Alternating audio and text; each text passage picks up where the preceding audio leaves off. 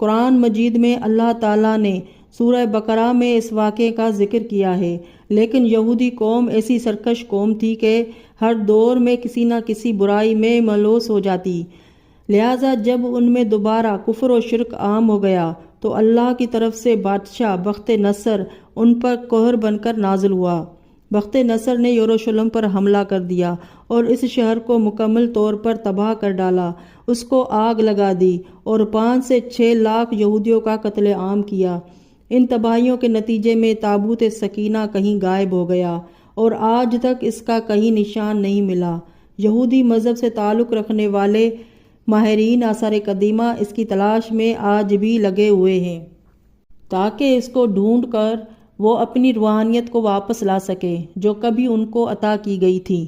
تابوت سکینہ آج کہاں ہے؟ اس کے متعلق ماہرین آثار محققین کے مختلف رائے ملتی